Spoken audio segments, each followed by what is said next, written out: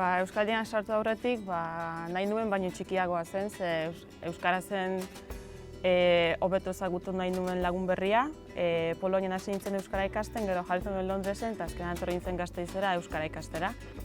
Nire kasua pizkat ezberdina da, ni txikitan ikastola batean ikasi nuen, beraz, 17-18 urterekin maila dezente neukan euskararekin, ez?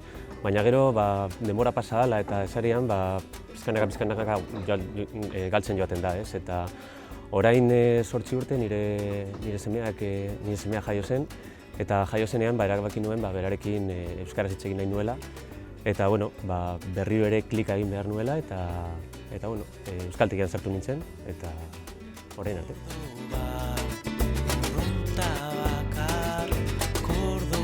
Ni harreman euskararekin izan da nahiko etxean euskaldun zaharrak izan dira, nahiko estua. Asuntoa da, ni gero txikitan amari esaten zioten ez egiteko guri euskaraz, hori zen Boronoren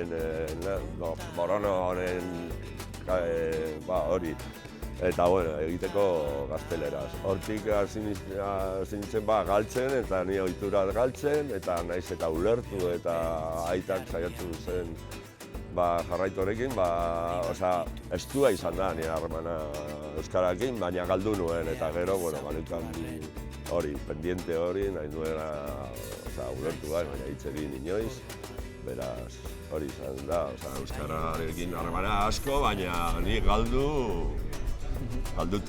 Nire kasuan desberdina zen, ezta? Herrian ez zegoen modelo B ikastolan, eta dena erderaz ikasi nuen, eta betidanik euskara gustatu zitzaidan, eta horregatik hasi nintzen, no? Eta azkenean lortu nuen euskara hitz egitea, eta entzutea, eta... Hau da hau baina hil beharra,